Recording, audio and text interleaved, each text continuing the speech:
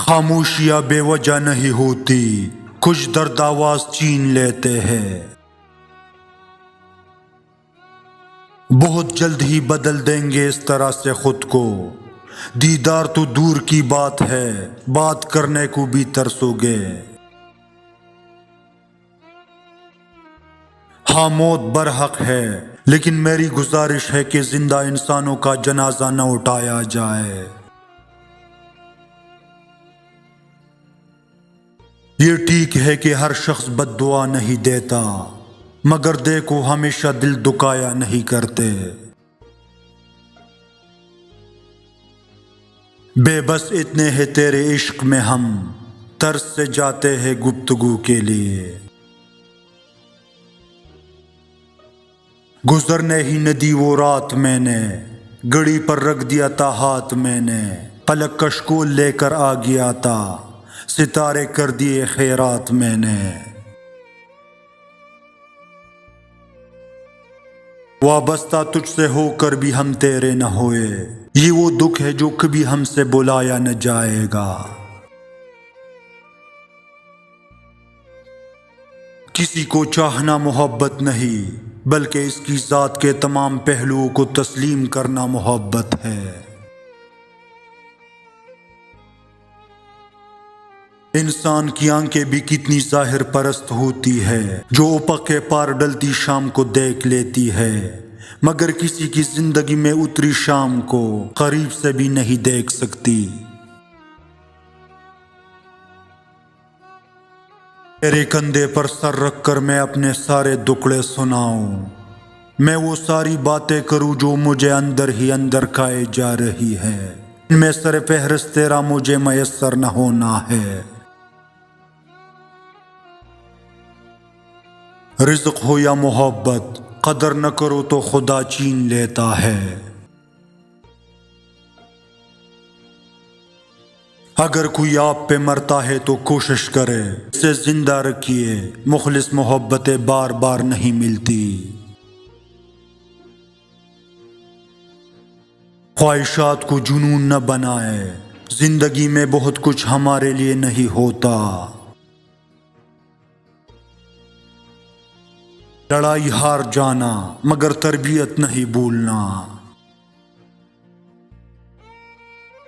ہرنی شیر سے زیادہ تیز رفتار ہوتی ہے، لیکن شکار ہو جاتی ہے، کیونکہ بار بار وہ پیچھے مڑ کر دیکھتی ہے کہ شیر کہاں تک پہنچا۔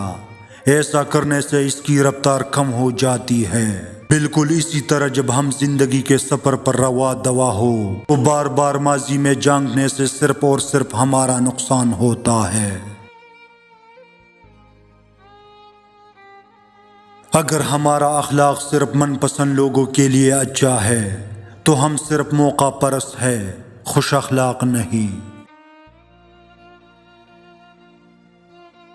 اپنے ٹھیک ہونے کا دکھاوا کرے، زندگی کتنی ہی مشکل کیوں نہ ہو، چھپانا دوسروں کے ترس کھانے سے کہیں زیادہ خوبصورت ہے۔ دولت سے آدمی کو جو عزت ملتی ہے وہ اس کی نہیں، اس کی دولت کی عزت ہوتی ہے۔ میٹھے لوگوں سے مل کر میں نے جانا، کڑوے لوگ اکثر سچے ہوتے ہیں۔ کسی کی مدد کرتے وقت اس کے چہرے کی جانب مت دیکھو، ہو سکتا ہے اس کی شرمندہ آنکھیں تمہارے دل میں غرور کا بیج بو دے۔ بندہ روز قیامت پہاڑ جیسی نیکیاں لائے گا، لیکن اسے پتہ چلے گا کہ اس کی بد زبانی نے اس کی ساری نیکیوں کا خاتمہ کر دیا ہے۔ جب آپ کو اپنوں کے سامنے اپنی اہمیت بیان کرنی پڑ جائے تو سمجھ جائے کہ اب آپ کی کوئی اہمیت نہیں۔